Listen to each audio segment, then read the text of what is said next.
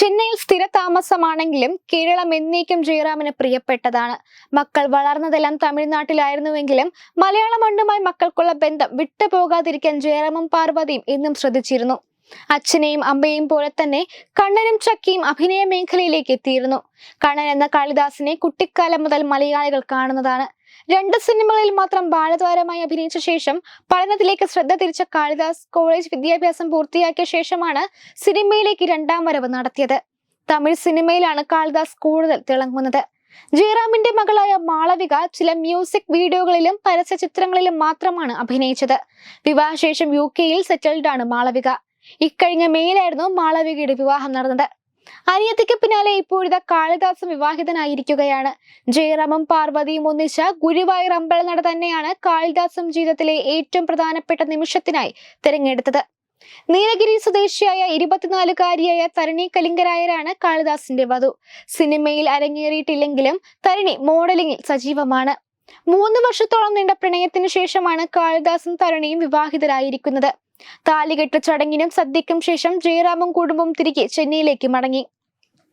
കാളിദാസിന്റെ വിവാഹവുമായി ബന്ധപ്പെട്ടുള്ള മറ്റ് ആഘോഷങ്ങളെല്ലാം ചെന്നൈയിലാണ്. വധുവും കുടുംബവും തമിഴ്നാട് സ്വദേശികളായതിനാലാകും ചെന്നൈയിൽ വിവാഹത്തിന്റെ മറ്റ് ആഘോഷങ്ങൾ നടത്താൻ താരകുടുംബം തീരുമാനിച്ചത്. അതേസമയം കാളിദാസിന്റെയും തരണിയുടെയും വിവാഹ ചടങ്ങുകളുടെ വീഡിയോ വൈറലായതോടെ ഏറ്റവും കൂടുതൽ വിമർശനം ഏറ്റുവാങ്ങേണ്ടി വരുന്നത് വരന്റെ അച്ഛനായ ജയറാമിനാണ്. പൊതുവെ സെലിബ്രിറ്റി വിവാഹങ്ങൾ നടന്നു കഴിയുമ്പോൾ വിമർശനം ഏറ്റവും കൂടുതൽ ലഭിക്കുക വരനും വധുവിനുമാകും.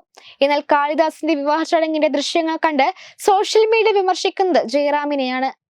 ഹൈന്ദവ ആചാരപ്രകാരമുള്ള വിവാഹ സമയത്തെ ഒരു പ്രധാന ചടങ്ങാണ് കന്യാദാനം. പിതാവ് തന്റെ പുത്രിയുടെ വലതു കൈ വെറ്റിലയോടുകൂടി വരനെ പിടിപ്പിക്കുന്നതാണ് ഈ കർമ്മം. പിതാവിന്റെ അഭാവത്തിൽ പിതൃസ്ഥാനത്ത് നിന്ന് സഹോദരനും കന്യാദാനം നടത്താം. തന്റെ പുത്രിയെ അല്ലെങ്കിൽ സഹോദരിയെ ഇനിയുള്ള കാലം നിനക്കായി നൽകിയിരിക്കുന്നു എന്നതാണ് ഈ കീഴ്വഴക്കത്തിന് ആധാരം. കാളിദാസ് തരണി താലികെട്ട് ചടങ്ങിന് ശേഷം ക്ഷേത്ര സന്നിധിയിൽ വെച്ച് കന്യാദാന ചടങ്ങ് നടത്തിയത് ജയറാം ആണെന്നതാണ് സോഷ്യൽ മീഡിയയുടെ കണ്ടുപിടുത്തം.